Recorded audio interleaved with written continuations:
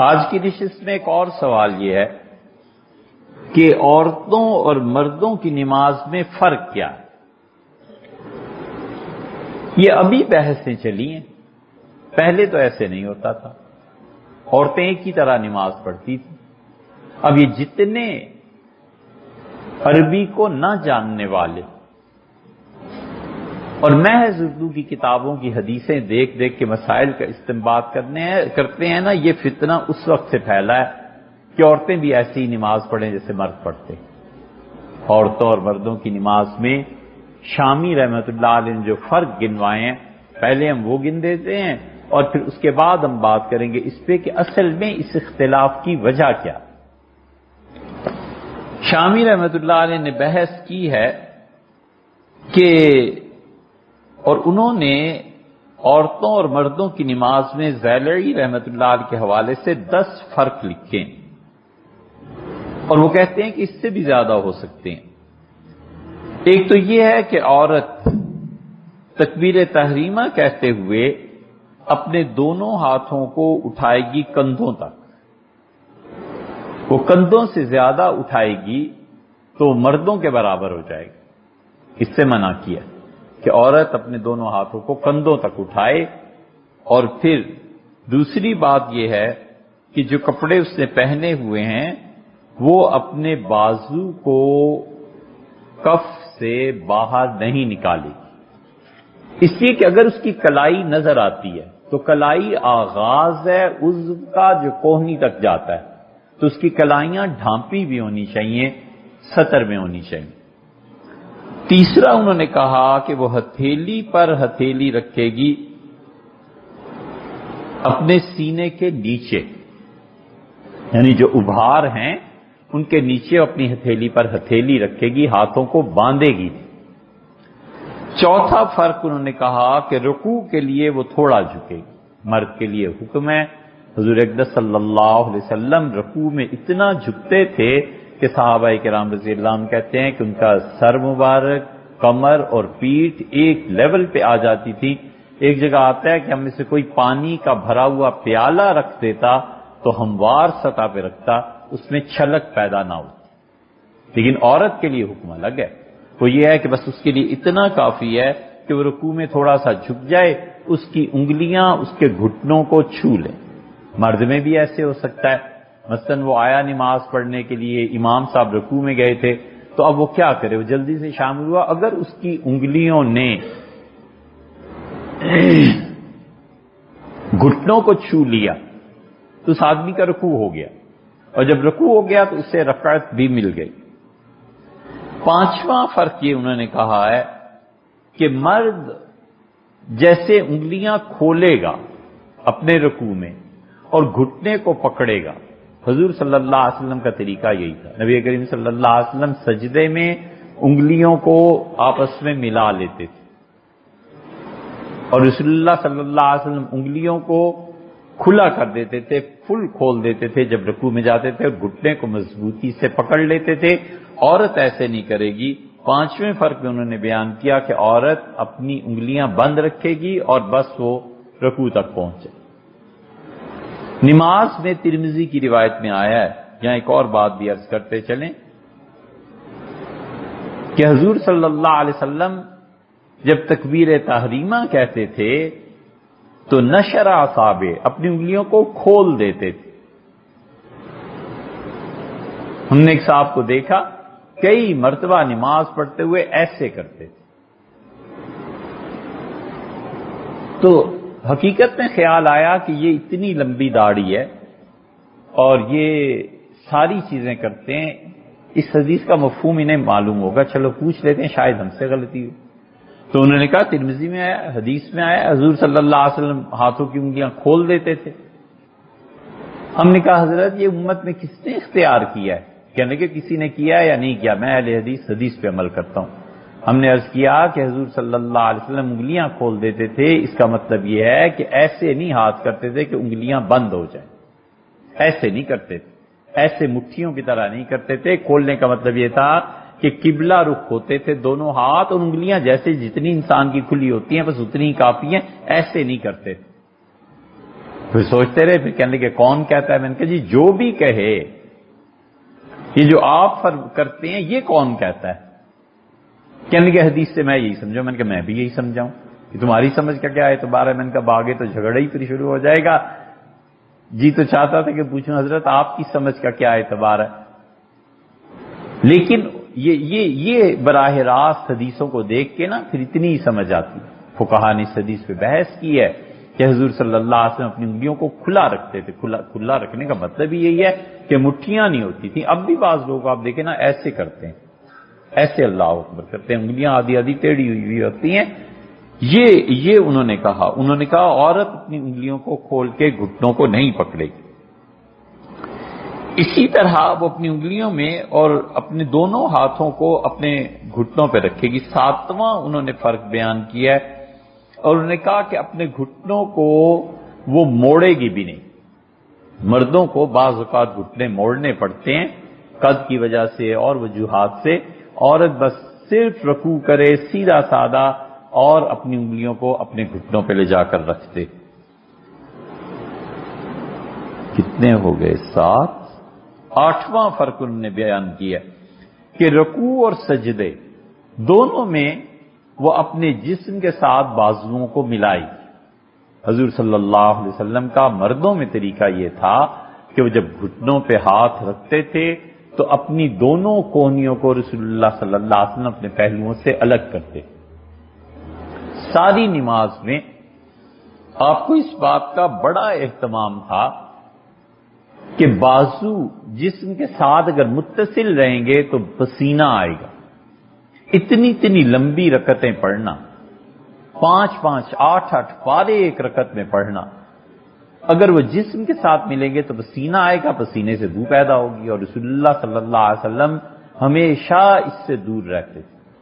حتیٰ کہ منع فرماتے تھے کہ مسجد میں آؤ تو کچا پیاز کھا کے نہ آنا۔ آپ نے فرمایا کہ دیکھو اس سے فرشتوں کو تکلیف ہوتی ہے۔ اسی لیے ایک حدیث میں آتا ہے حضور اقدس صلی اللہ علیہ وسلم نے فرمایا سب سے زیادہ فرشتوں کو تکلیف اس وقت پہنچتی ہے جب تم میں سے کوئی آدمی نماز میں اس کے دانتوں میں جو غذا پھنسی ہوئی ہے اسے اپنی زبان کے ذریعے نکالتا ہے تو اس میں ظاہر ہے کہ سڑانت پیدا ہو جاتی ہے، بو پیدا ہو جاتی ہے۔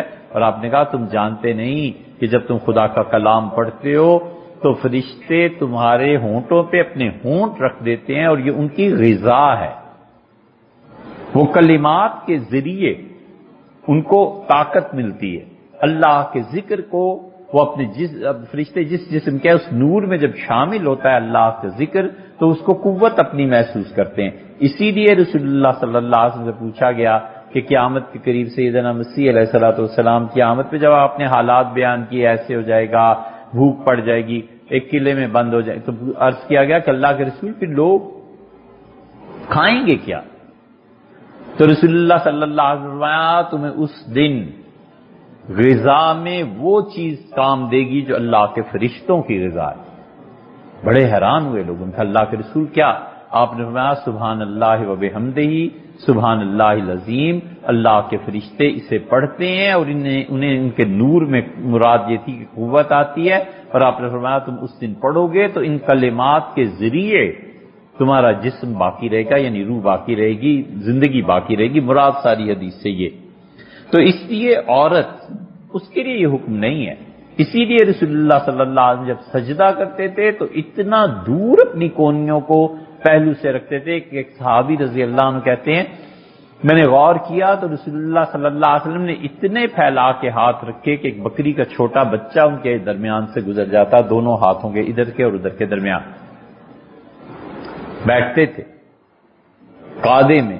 اس وقت بھی رسول اللہ صلی اللہ علیہ وسلم کونیاں اپنے جسم سے الگ رکھتے تھے تاکہ یہ جوڑ کونی سے لے کے مونڈے تک کا، دوش تک کا یہ جو جوڑ ہے یہ زیادہ جسم سے نہ ملا رہے اور ہوا اس کو کراس کرتی رہے اور پسینہ پیدا نہ ہو تک اس سے بو نہ آئے۔ یہ تھی حکمت رسول اللہ صلی اللہ علیہ وسلم کے ہاں۔ اور بھی چیزیں ہوں گی لیکن ایک ان میں سے یہ بھی تھی۔ پھر انہوں نے نواں فرق بیان کیا، انہوں نے کہا کہ عورت مردوں کی طرح نہیں بیٹھے گی، وہ نہیں، اس کا مطلب یہ کہ وہ جب سجدہ کرے گی تو ترتیب سے چل رہے ہیں، رکوع کے بعد سجدہ آ گیا، تو انہوں نے فرمایا، تحریر فرمایا کہ سجدے میں عورت اپنے بازوؤں کو کھڑا نہیں کرے گی، اپنے جسم کے ساتھ ملا کر رکھے گی، اور اس کے بعد جب بیٹھے گی تو بیٹھنے کا انداز یہ ہے کہ اپنے دونوں پاؤں کو ایک طرف نکال کے بیٹھے گی۔ یہ وہ طریقہ ہے جو شافعی حضرات کے یہاں مردوں کے لیے بھی یہی ہے، عورتوں کے لیے بھی یہی ہے، اور ہمارے ہاں عبداللہ ابن مسعود رضی اللہ عنہ کی روایت زیادہ کارآمد ہے۔ ابن مسعود رضی اللہ عنہ نے کہا کہ رسول اللہ صلی اللہ علیہ وسلم تشہد میں بیٹھتے تھے تو انہوں نے تشہد رسول اللہ صلی اللہ علیہ وسلم کا بیان کیا، اور انہوں نے کہا کہ وہ ایک پاؤں بچھاتے تھے، دوسرے پاؤں کو کھڑا کرتے تھے، اس کی انگلیاں پوری طرح مراد یہ کہ قبلے کی طرف ہوتی تھیں، اور رسول اللہ صلی اللہ علیہ وسلم یہ جو 2 رکعتوں کے بعد کا قاعدہ ہے، 4 رکعتیں ظہر عصر وغیرہ وغیرہ، انہوں نے کہا اس طرح دوسرے قاعدے سے جلدی اٹھ کھڑے ہوتے تھے جیسے رسول اللہ صلی اللہ علیہ وسلم تپتی ریت پہ بیٹھ کے۔ اس لیے جو درمیان میں ہوتا ہے نا قاعدہ، حضور صلی اللہ علیہ وسلم کا طریقہ یہی کہ جلدی اٹھ جاتے تھے۔ اس کے لیے سیدنا علی رضی اللہ عنہ کی روایت غالباً ایسے آئی ہے۔ اچھا، 10واں فرق یہ ہو گیا۔ 11واں فرق انہوں نے بیان کیا کہ امام جب بھول جائے تو یہ اس کے لیے سبحان اللہ اور الحمدللہ، سبحان اللہ یا اللہ اکبر یہ الفاظ نہیں کہے، بلکہ وہ اپنے ہاتھ پہ ایسے ہاتھ مارے گی۔ یہ تالی نہیں ہے نا، یہ ایسے ہے تاکہ اس تک آواز پہنچے۔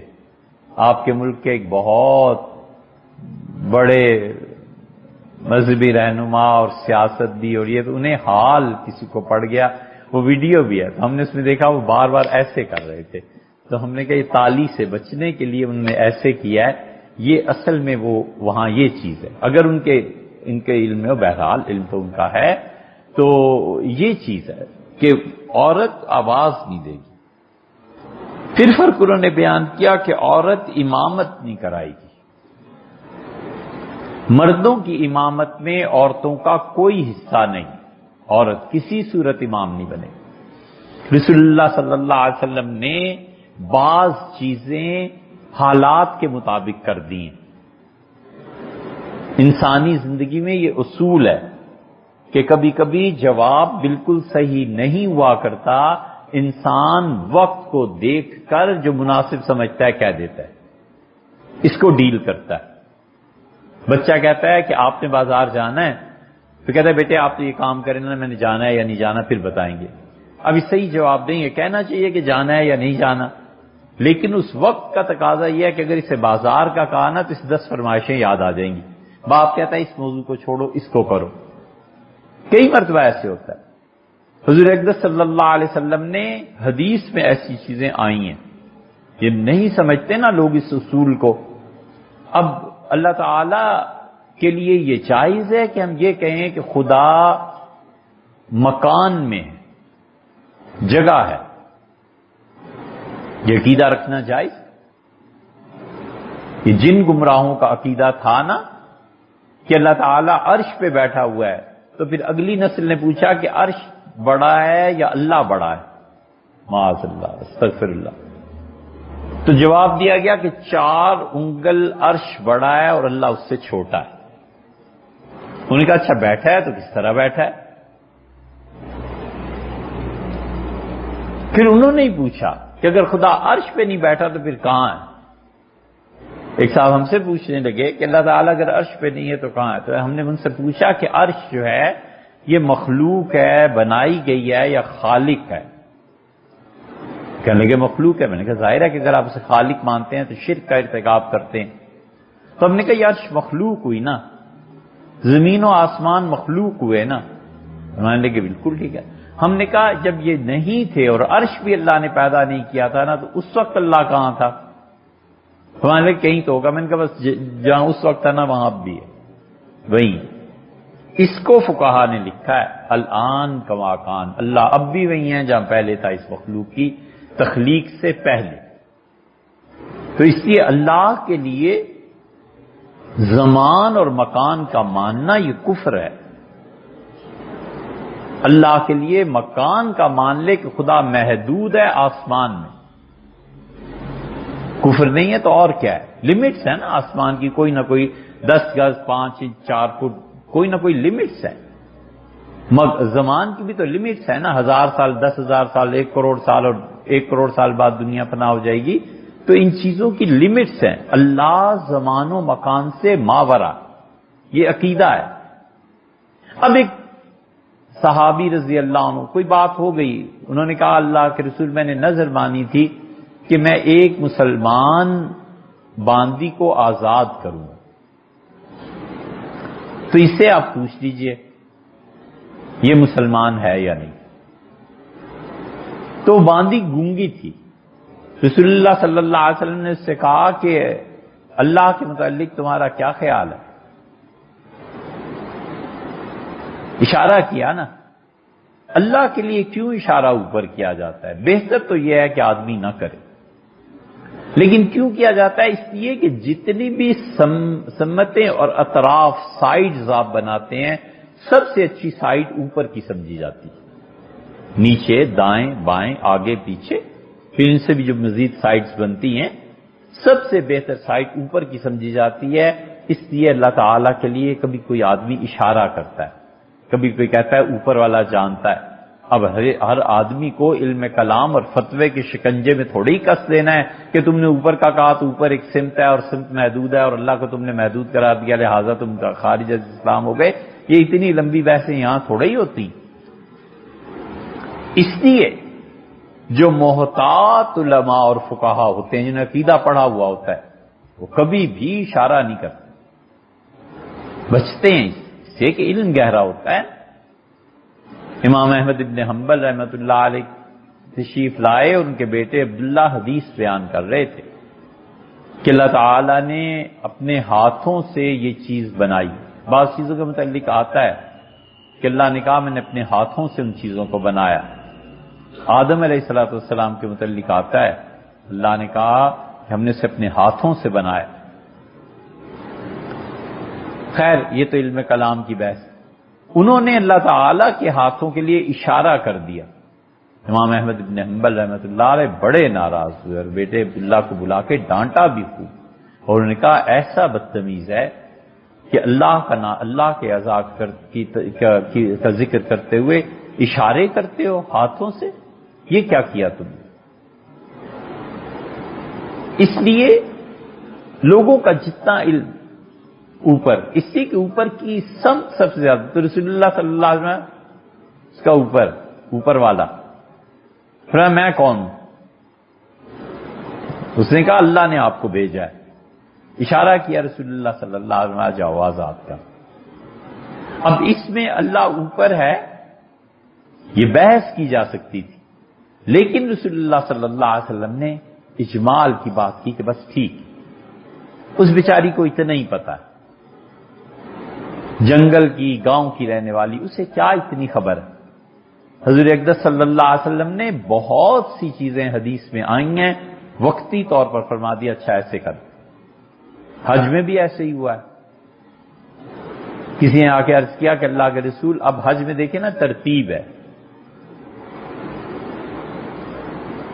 ترتیب کیا ہے؟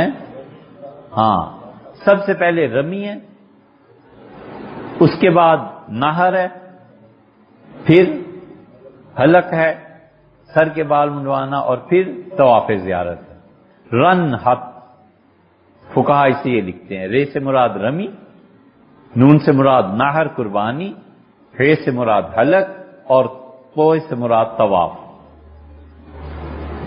یہ جو چاروں چیزیں ترتیب میں ہمارے حنفی فقہا اس پہ زور دیتے ہیں. یہ اب چلو حدیث میں آتا ہے ما من شیء قدم و اخر، کوئی چیز ایسی نہیں تھی جو رسول اللہ صلی اللہ علیہ وسلم سے آخری حج میں آ کے کسی نے کہی ہو کہ اللہ کے رسول میں نے بال پہلے کٹوا دیے اور رمی بعد میں کی، اور میں نے فرض کر لو طواف پہلے کر لیا اور بال بعد میں کٹوائے. ما من شیء، حضور صلی اللہ علیہ وسلم کے پاس جو بھی آیا قدمہ و اخرہ، جس نے جو بات کی الا وقال فلا حرج، آپ نے کہا کوئی حرج نہیں، ہو گیا، تمہارا بھی ہو گیا، اس کا بھی ہو گیا، اس کا بھی ہو گیا. وجہ اس کی یہ ہے کہ رسول اللہ صلی اللہ علیہ وسلم کے ساتھ یہ پہلا تو موقع تھا لوگوں کا حج کرنے کا، اور ٹوٹتے پڑے تھے لوگ، 1,00,000 سے زیادہ آدمی اس حج میں تھا۔ حضور صلی اللہ علیہ وسلم کس کس کو فتویٰ دیتے کہ تمہارا حج بھی نہیں ہوا، تمہارا بھی نہیں ہوا، تمہارا بھی نہیں ہوا، اور مناسک حج کی تعلیم ہی کہاں ہوئی تھی؟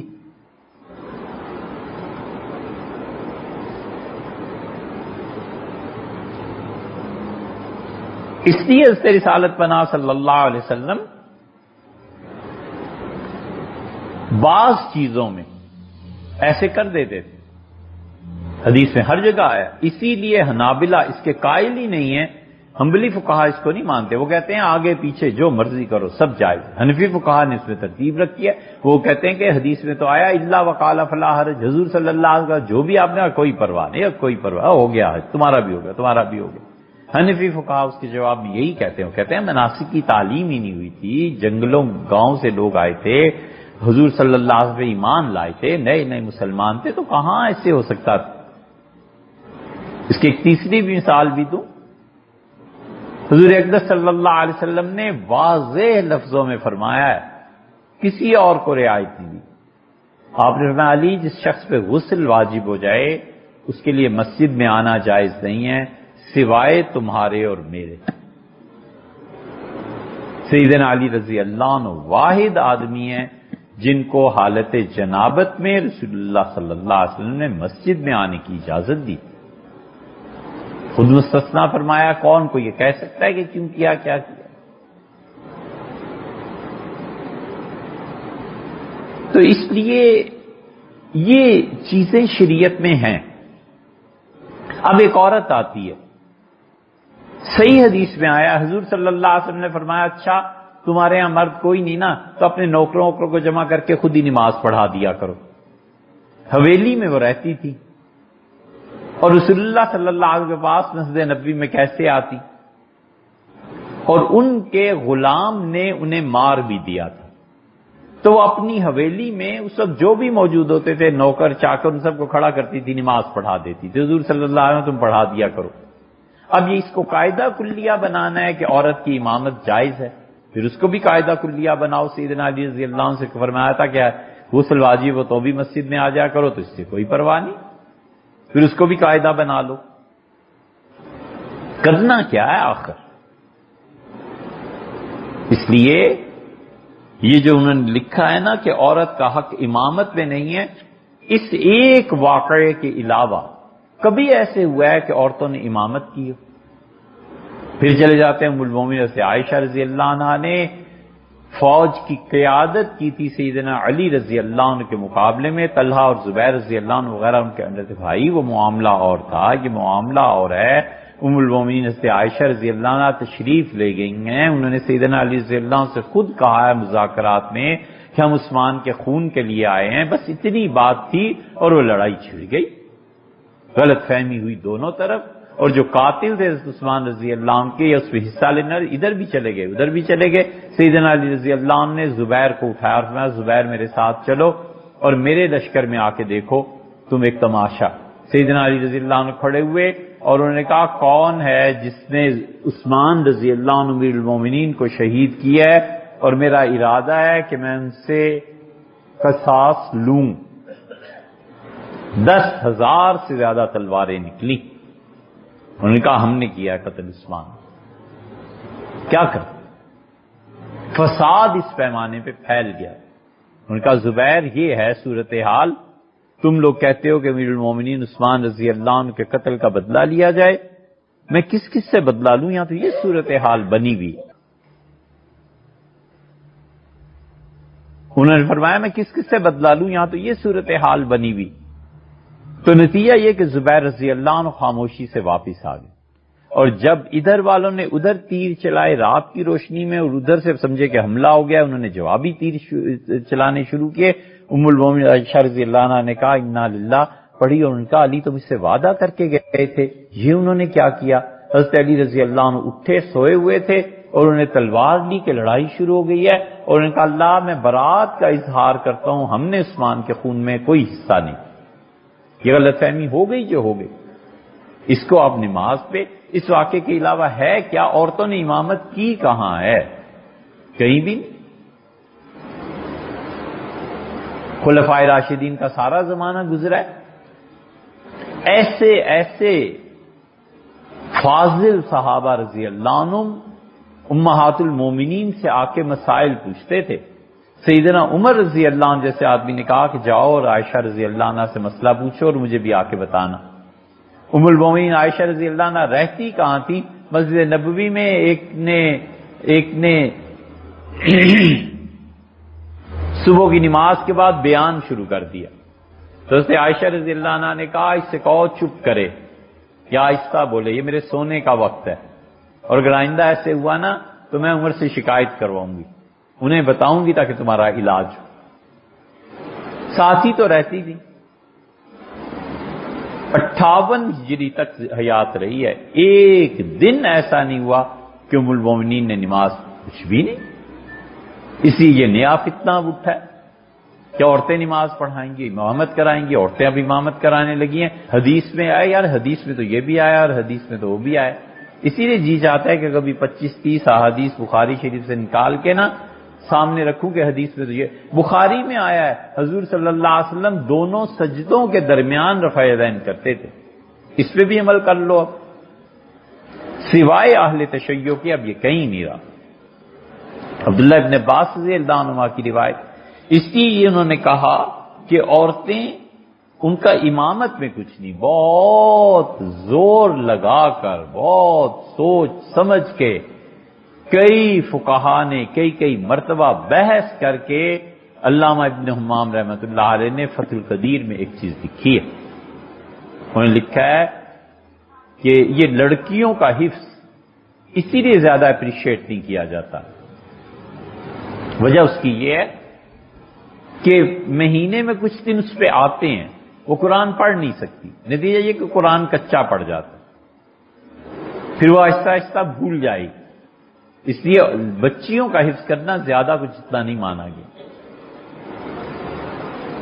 فقہا نے کہا جو حفظ کرتی ہیں اس کا کیا کرنا ہے، امامت تو ہے نہیں، تراویح پڑھا نہیں سکتی، قرآن زبانی سنائے کیسے؟ تو انہوں نے پھر ایک تجویز دی، انہوں نے کہا عورتوں کے درمیان کھڑی ہو، آگے مصلی پہ نہ جائے، اور وہ کھڑے ہو کے تراویح میں قرآن پاک اونچی آواز سے پڑھیں، اور دوسری جو حافظات ہیں وہ اس کا قرآن سنیں اور اس طرح نماز پڑھ لیں، اس کی گنجائش انہوں نے نکالی۔ امامت پھر بھی عورت کی نہیں۔ ختم نبوت کو ماننا ہے یا نہیں ماننا؟ کیا حضرت رسالت پناہ صلی اللہ علیہ وسلم ابھی کسی اور نبی نے بھی آنا ہے والعیاذ باللہ؟ خدا نے یہ سارے احکامات قیامت تک کے لیے دیے ہیں، اگر یہ احکامات قیامت تک کے لیے نہ ہوتے تو ایک نئے نبی کی ضرورت بھی تھی، پھر وہ آتا، اور فقہا نے جتنا اجتہاد کیا ہے اس اجتہاد کی کوئی بنیاد ہے، ایسے تھوڑی ہے کہ جو جی میں آیا کہہ دیا فتویٰ دے دیا۔ فقہا کے اجتہاد کی جو بنیادیں ہیں وہ قائم ہوں گی تو مجتہد کو حق پہنچتا ہے کہ وہ اجتہاد کرے۔ ہر چیز حدیث سے ثابت، حدیث سے یہ بھی ثابت کر لینا کل کو کہ بھینس حلال ہے، یہ بھینس کس قاعدے سے حلال ہے بھیا؟ کوئی طریقہ ہوگا نا، حضور صلی اللہ علیہ وسلم میں تو بھینس نہیں تھی۔ یہ گرم پانی سے وضو جائز ہے؟ حضور صلی اللہ علیہ وسلم گرم پانی سے کبھی وضو نہیں کیا۔ یہ تو سیدنا عمر رضی اللہ عنہ کے یہاں کی روایت ملتی ہے کہ امیر المومنین نے پانی گرم کروایا اور وضو کیا، چین سے ایک برتن آیا تھا اور وہ برتن آگ پہ رکھنے سے بھی نہیں ٹوٹتا تھا، چائنا کی چیزیں آتی تھی اس زمانے میں بھی، تو سیدنا عمر رضی اللہ عنہ نے اس پہ پانی گرم کرا کے وضو کیا۔ پھر گرم پانی سے بھی کل کو وضو نہ کرو کہ حضور صلی اللہ علیہ وسلم تو نہیں کیا، بھینس کو بھی حرام قرار دے دینا۔ آخر کسی بنیاد پہ تو بھینس حلال ہوئی ہوگی نا، جائز۔ وہ جو بنیاد ہے نہ وہ کتاب ہے نہ سنت ہے، وہ کچھ اور ہے۔ مجتہد ایسے مسائل کو اس طرح سے حل کرتا ہے، اس لیے یہ کہتے ہیں کہ اس کے لیے امامت نہیں ہے عورت کے لیے۔ اگلا ایک فرق بیان کیا ہے کہ وہ تکبیرات تشریق نہیں کہے گی۔ تکبیرات تشریق کا مطلب یہ ہوا، ایک تو تکبیرات ہیں جو 5 دن مردوں کو پڑھنی ہوتی ہیں، 9 ذی الحج سے لے کے 13 ذی الحج کی عصر تک نا، عورتیں ان تکبیرات کو پڑھیں گی، عورت ہے مرد ہے مسافر ہے، مقیم ہے، سب برابر ہیں۔ یعنی مطلب یہ ہے کہ اگر وہ عید کی نماز کے لیے جائیں گی تو جاتے ہوئے عید کی نماز میں حضور صلی اللہ علیہ وسلم چھوٹی عید پہ، میٹھی عید پہ آہستہ آواز سے تکبیرات کہتے تھے، اور جو بڑی عید جسے عید الاضحیٰ آپ کہتے ہیں اس میں رسول اللہ صلی اللہ علیہ وسلم اونچی آواز سے تکبیرات کہتے تھے۔ تو عورتیں اگر جائیں گی تو اپنی آواز بلند نہیں کریں گی اور مرد اپنی آواز بلند کریں گے۔ یہ فرق۔ اگلا فرق لکھا ہے کہ انہوں نے کہا عورت کے لیے یہ درست نہیں ہے کہ فجر کی نماز پڑھنے کے لیے اس کا انتظار کرے کہ صبح ہو جائے، روشنی پھیل جائے۔ مرد انتظار کرے گا، اس لیے مردوں کو صبح فجر کی نماز بس 20-25 منٹ پہلے پڑھنی چاہیے۔ ہمارے ہاں یہی ہے۔ یہ جو ہے نا کہ کسی کی نماز نہ ہو تو وہ پھر غسل کر کے دوبارہ نماز پڑھ لے، اتنا وقفہ ہونا چاہیے، لکھا ہے عام طور پہ کتابوں میں۔ ہمیں تو آج تک کوئی نہیں ملا کہ جو اتنا غافل ہو جائے کہ غسل فرض اور فجر کی نماز آ کے پڑھ لے۔ ایک موہوم چیز ہے، اس لیے فجر کی نماز بس 20-25 منٹ پہلے پڑھے۔ حضور صلی اللہ علیہ وسلم فَإِنَّهُ أَعْظَمُ لِلْأَجْرِ، اس میں لوگوں زیادہ ثواب ہے، جتنا فجر کو آگے کر کے تاخیر کر کے پڑھو گے اس میں زیادہ ثواب ہے۔ ایک تو سونے کا موقع بھی مل جاتا ہے، وقت ہوتا ہے، دوسرے آدمی تاخیر سے اٹھتا ہے، نیند پوری ہو جاتی ہے، تو پھر دن سے ہی کام وہ جو ہے شروع کر دیتے۔ بہرحال جو بھی اس کی حکمت ہو، عورت کے لیے یہ حکم نہیں ہے، وہ تو جو ہی صبح صادق ہوئی اپنی نماز پڑھے اور بس ختم ہو گئی، اس کے لیے یہ حکم نہیں۔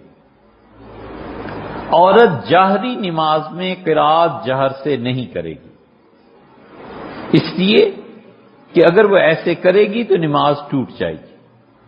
اس کی لمبی بحث ہے، اس میں نہیں پڑھتے، لیکن جب امامت ہی نہیں کرے گی تو جہر کیا۔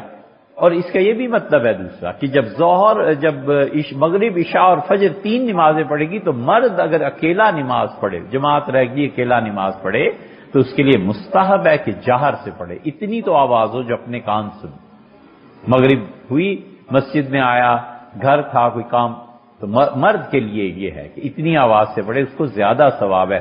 عورت کی نماز اگر ایسے ہو گئی تو عورت جیسے حقیقت میں نماز پڑھتی ہے وہ ایسے ہی نماز پڑھے گی، اگرچہ اسے تاخیر ہو گئی اور وہ فرض کیجئے جماعت سے نماز پڑھنا چاہتی تھی، جماعت اس کی نہیں ہوئی، تو وہ آہستہ آواز سے نماز پڑھے گی۔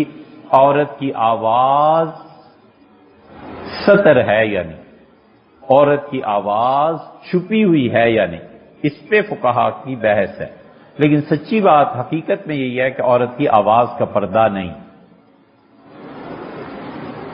کیونکہ قرآن یہ کہتا ہے حضور صلی اللہ علیہ وسلم کی بیویوں کو کہ یہ آپ کے گھر کوئی مانگنے آئے کوئی چیز فلا تخضعن بالقول، تو اس سے ایسی بات ایسے بات نہ کرنا کہ تمہاری آواز میں لوچ پیدا ہو، نرمی ہو۔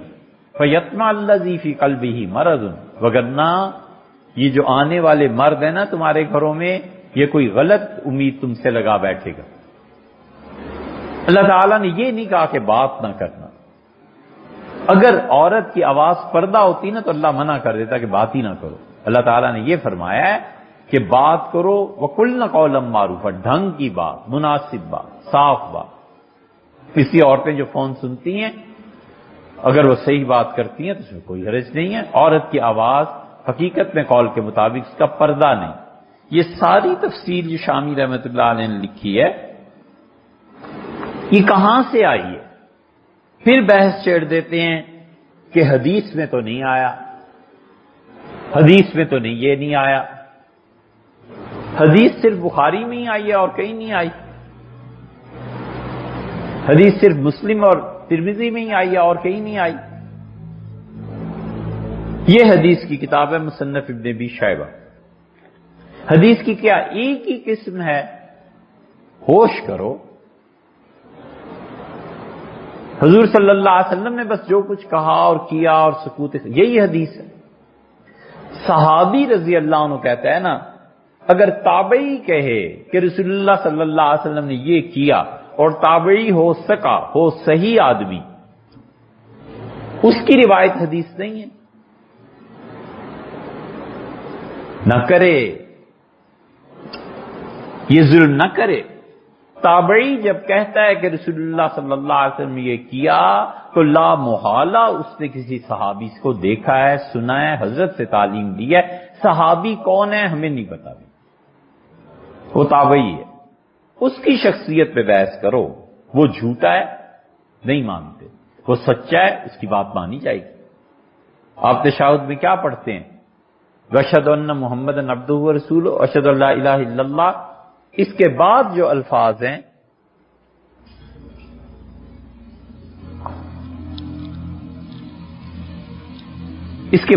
الفاظ ہیں، اشہد ان لا الہ الا اللہ کے بعد وحدہ لا شریک لہ، یہ تابعی کا اضافہ ہے۔ ہم سب مانتے ہیں تابعی کے اضافے کو، ہم کہتے ہیں حدیث میں تو نہیں آیا کہ حضور صلی اللہ علیہ وسلم نے وحدہ لا شریک لہ کے الفاظ کہے ہوں، لیکن ہم اس لیے پڑھتے ہیں کہ ایک تابعی سکا آدمی ہے جس نے روایت کیا رسول اللہ صلی اللہ علیہ وسلم سے۔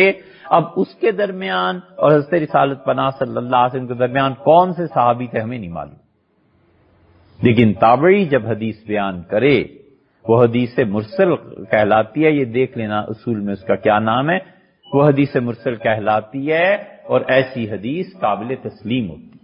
امام ابو حنیفہ رحمۃ اللہ علیہ تابعی ہیں، وہ کہیں کہ رسول اللہ صلی اللہ علیہ وسلم یہ کیا تو امام ابو حنیفہ اور رسول اللہ صلی اللہ علیہ وسلم کے درمیان واسطہ کون ہے؟ پڑھی کیا ہے تمہیں اتنا ڈھونڈنے کی ڈھونڈ لو، تحقیق کر لو، لیکن امام ابو حنیفہ رحمۃ اللہ پہ بحث کرو یہ آدمی صحیح ہے یا غلط۔ اب تابعی کی بات کرتے ہیں، تبع تابعی امام مالک رحمۃ اللہ علیہ کہہ دیں کہ حضور صلی اللہ علیہ وسلم یہ کیا ہے، بحث مالک پہ کیجئے کہ مالک نے کس سے سنا ہے اور انہوں نے کس صحابی سے سنا ہے، اور پھر رسول اللہ صلی اللہ علیہ وسلم ہے۔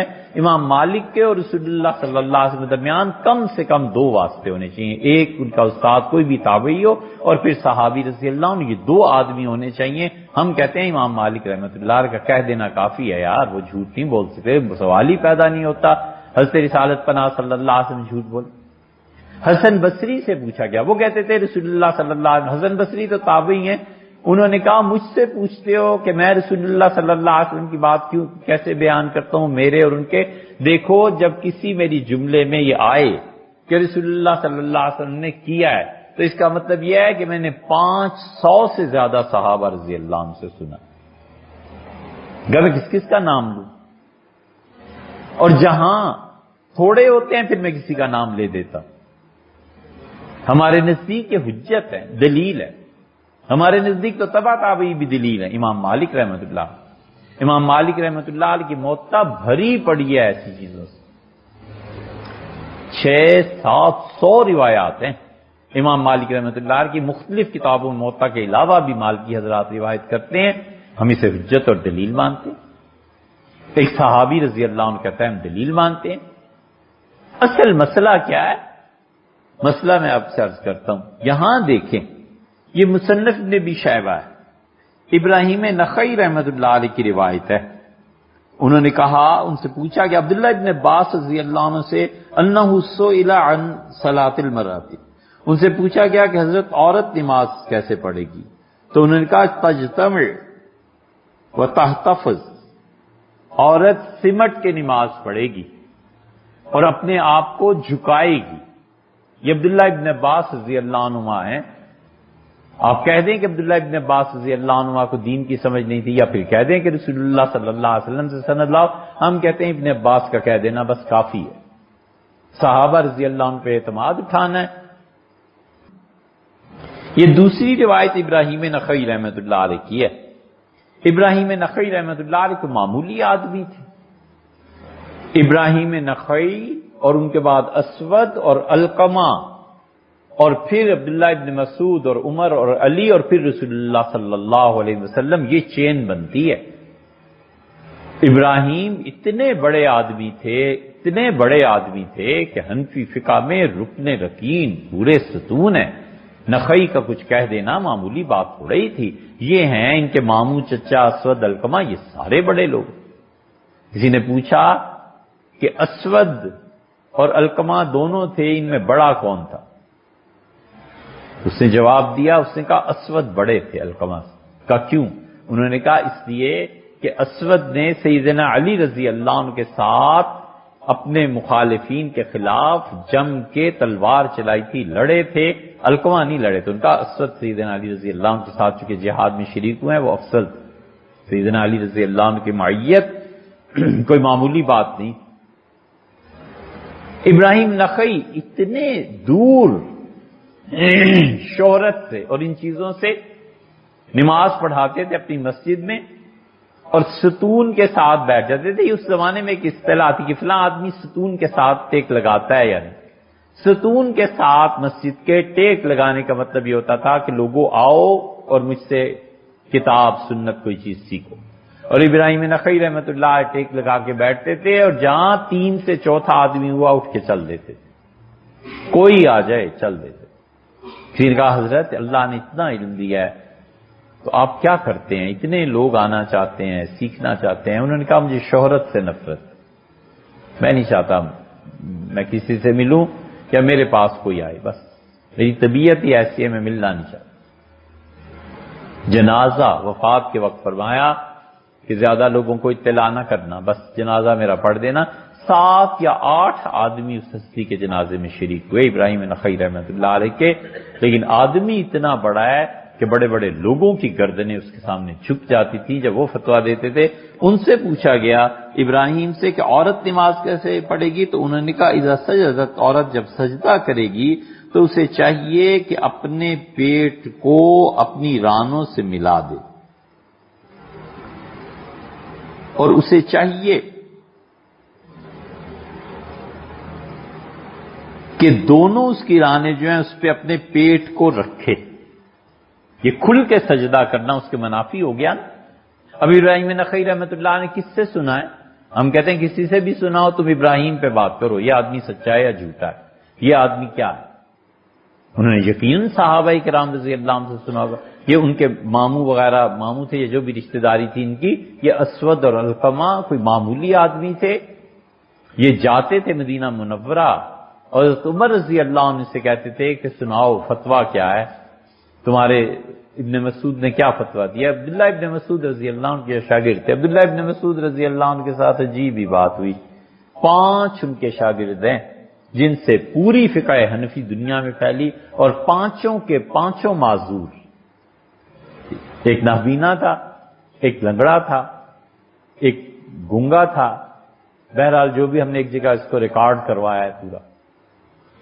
ابن مسعود رضی اللہ عنہ پہ جہاں بحث کی ہے وہ کئی بیانات ہیں، شاید 50-60 بیانات ہوں گے، اس کے آخر پہ ہم نے اسے ریکارڈ کروایا ہے کہ عبداللہ ابن مسعود رضی اللہ عنہ، یہ دلیل ہے اس کی کہ اللہ کسی معذور سے بھی کام لینا چاہے نا تو خدا ان کے فیض کو کہاں کہاں پہنچاتا ہے۔ اس لیے یہ نہیں دیکھنا چاہیے کہ یہ معذوری ہے اس کی اور کیا کرے گا، خدا کا فضل شامل حال ہو جائے تو پچھلوں کو اٹھا کر پہلی صف میں لے آتا۔ یہ ابراہیم نخعی ہیں، یہ مجاہد ہیں۔ مجاہد رحمت اللہ عنہ فرمایا کہ میں مکروہ سمجھتا ہوں آدمی کے لیے کہ وہ جھک کر اتنے سجدہ کرے ایسے کہ اس کا پیٹ اس کی رانوں کو چھونے لگے۔ اذا سجدہ، جب وہ سجدہ کرے، اور اسے چاہیے کہ ایسے نہ کرے جیسے عورتیں سجدہ کرتی ہیں۔ عورتیں اس کے برعکس سجدہ کرتی ہیں۔ مجاہد کون ہے؟ مجاہد تابعی ہے۔ مجاہد کہتے ہیں میں نے 20 مرتبہ قرآن پڑھا ہے تفسیر سمیت عبداللہ ابن عباس، اور مجاہد کو کسی نے اطلاع دی کہ مجاہد آپ نے عبداللہ ابن عباس رضی اللہ عنہ سے پڑھا ہے، اور ابن مسعود یہ کہتے ہیں منبر پر بیٹھ کے انہوں نے کہا کہ اللہ کی قسم دنیا میں وَلَقَدْ عَلِمَ الْمَحْفُوظُونَ، جو لوگ مجھے جانتے ہیں انہیں پتہ ہونا چاہیے، انہیں پتہ بھی ہے، وَلَقَدْ عَلِمَ الْمَحْفُوظُونَ، جنہوں نے مجھے رسول اللہ صلی اللہ علیہ وسلم کے ساتھ دیکھا ہے، ان کی صحبت میں دیکھا ہے، مراد یہ تھی ان کی۔ میں کہا وہ سب جانتے ہیں کہ دنیا میں ابن مسعود سے زیادہ، مجھ سے زیادہ قرآن کو کوئی جانتا ہوتا تو خدا کی قسم میں اس کے پاس جاتا قرآن پڑھنے کے لیے، سمجھنے کے لیے، میرے پاؤں ٹوٹ جاتے تو میں گھٹنوں کے بل جاتا۔ راوی کہتا ہے میں جلسے تقریر میں حضرت کی بات میں نے سنی، جا کر میں نے 16 صحابہ رضی اللہ عنہ سے پوچھا کہ آج انہوں نے یہ دعویٰ کیا ہے منبر پہ بیٹھ کے آپ کیا کہتے ہیں؟ ان کا 16 کے 16 جلیل القدر صحابہ رضی اللہ عنہ نے کہا وہ صحیح کہتا ہے، وہ ہم سب سے زیادہ جانتے ہیں۔ مجاہد سے کسی نے کہہ دیا، مجاہد آ گئے، مجاہد کہتے ہیں عبداللہ ابن مسعود رضی اللہ عنہ نے ایک مرتبہ مجھے تفسیر پڑھائی تو مجھے تمنا ہوئی کہ ابن مسعود نے ایک مرتبہ میں اتنا علم دے دیا جو عبداللہ ابن عباس 20 مرتبہ پڑھ کے ان سے مجھے اتنا نہیں ملی۔ تو علم تھا نا، عبداللہ ابن مسعود رضی اللہ عنہ ایسے تھوڑے ہی تھے، وہ جب اسلام بالکل جوان لڑکے تھے، بھی تو داڑھی بھی نہیں اتری تھی اور چرا رہے تھے بکریاں، تو حضور صلی اللہ علیہ وسلم اور ابو بکر رضی اللہ عنہ یہ حضرات تو کہا دودھ دے دو، ابن مسعود نے انکار کر دیا، ان کا میں کیسے دودھ دے سکتا ہوں، کافر مالک تھا، ابن مسعود خود بھی مسلمان ہو سکتے ہیں، تو ان کا حضرت یہ تو مالک کی بکریاں ہیں، دودھ نہیں دیا۔ یہ امانت کا وصف رسول اللہ صلی اللہ علیہ وسلم کو بڑا پسند آیا۔ آپ نے میں ایسی بکری لے آؤ جس کا دودھ ابھی نہ آیا، انہوں نے ایک چھوٹی بکری پیش کر دی، حضور صلی اللہ علیہ وسلم کے تھنوں پہ ہاتھ رکھا، یہ آپ کا معجزہ تھا کہ اس میں دودھ آ گیا۔ ابن مسعود رضی اللہ عنہ کہتے ہیں بڑا حیران ہوا، تو حضور صلی اللہ علیہ وسلم مجھے بلایا اور مجھ سے پہلی بات یہ فرمائی کہ معلم الخیر، عبداللہ تم تو استاد ہو، عبداللہ تم معلم ہو، عبداللہ تم خیر کی تعلیم دینے والے ہو۔ بس رسول اللہ صلی اللہ علیہ وسلم کا جملہ عبداللہ کے ساتھ جڑ گیا، ساری زندگی تعلیم پہ عبداللہ نے لگا دی رضی اللہ عنہ۔ بہت بڑے آدمی۔ یہ عبداللہ ابن مسعود رضی اللہ عنہ، مجاہد کہتے ہیں میں ایک مرتبہ حضرت سے پڑھنے گیا، ایک مرتبہ پڑھا تو میں نے کہا کاش میں نے وہ جو 20 مرتبہ پڑھا ہے نا اس سے یہیں آ جاتا تو اچھا تھا۔ یہ مجاہد کہتے ہیں کہ عورت ایسے کرے گی۔ اصل مسئلہ کیا ہے؟ یہ کہنا کہ عورتوں کے لیے کوئی دلیل کوئی حدیث ہی نہیں ہے، یار بات کرو مجاہد کی کہ مجاہد سچے تھے یا جھوٹے تھے، بات کرو مجاہد کی روایت کی، ایسے ہی گمراہی کی بات ہے۔ اصل کانٹے کی بات کیا ہے؟ اصل مسئلہ یہ ہے کہ ہمارا اصول کا اختلاف ہے۔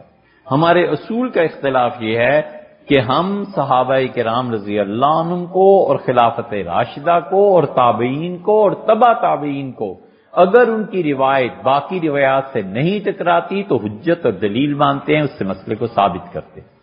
اور اہل تشیع اور اہل حدیث وہ کہتے ہیں صحابی کچھ بھی کہے، حضور صلی اللہ علیہ وسلم کے فعل کے اگر خلاف ہے ہم نہیں مانتے۔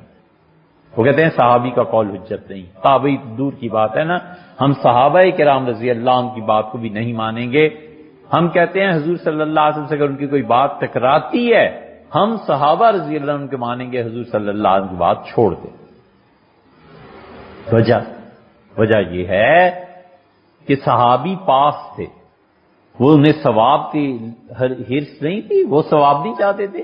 انہوں نے جو رسول اللہ صلی اللہ علیہ وسلم کے فعل کو چھوڑا ہے نا تو کچھ سوچ سمجھ کے چھوڑا ہے، عین ممکن ہے اس لیے چھوڑ دیا ہو کہ یار یہ تو رسول اللہ صلی اللہ علیہ وسلم کی تخصیص ہے۔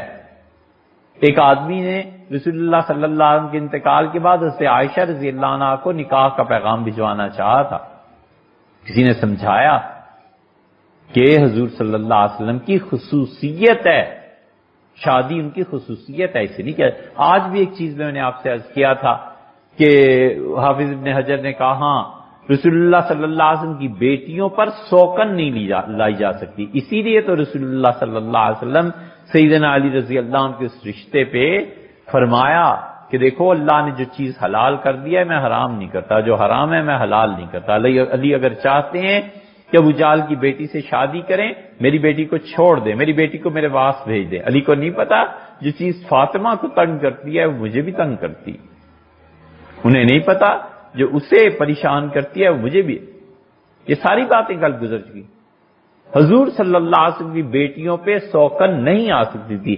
یہ جواب ہے ان تمام انگریز مستشرقین، ان لوگوں کا جو رسول اللہ صلی اللہ علیہ وسلم پہ اس معاملے میں بھی اعتراض کرتے ہیں، کہتے ہیں اپنی تو اتنی شادیاں کر لیں کچھ نہیں، اور اپنی بیٹی پہ معاذ اللہ استغفر اللہ نقل کفر نہ باشد، اپنی بیٹی پہ سوکن آنے لگی تو علی طلاق دے دے، بھی آپ نے خود بھی تو اتنی کی ہے نا، علی کو کیوں اجازت نہیں تھی؟ یہ جواب ان کے لیے کہ رسول اللہ صلی اللہ علیہ وسلم کی بیٹیوں کی خصوصیت، اس لیے ہم کہتے ہیں کہ صحابی نے رسول اللہ صلی اللہ علیہ وسلم کو دیکھا ہے، اس کے باوجود وہ عمل نہیں کرتا۔ جب عمل نہیں کرتا تو کچھ تو سوچا ہوگا نا کہ کیوں رسول اللہ صلی اللہ علیہ وسلم کا فعل چھوڑ رہا ہے۔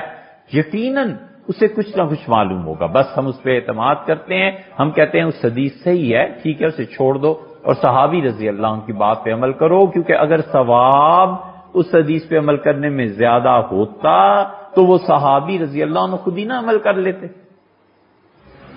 یہ بنیاد، اس لیے جو فرمایا ہے کہ عورتوں اور مردوں کی نماز میں فرق ہے، یہ فرق اس اصول کے تحت ہے کہ شیعہ اور اہل حدیث یہ دونوں نہیں مانتے صحابہ کرام رضی اللہ عنہ کو۔ ہم کہتے ہیں صحابہ رضی اللہ عنہ تو بہت بڑے تھے، تابعی اور تبع تابعی پہ بات کرو بھئی، ان کی بھی ہم مانتے ہیں، اگر آدمی سچا ہے نا کوئی حرج نہیں، اس سے دین میں وسعت پیدا ہوتی ہے، اس سے دین میں فتوے مختلف ہوتے ہیں، اللہ کا شکر ہے ہر ایک کو موقع ملتا ہے عمل کرنے کا۔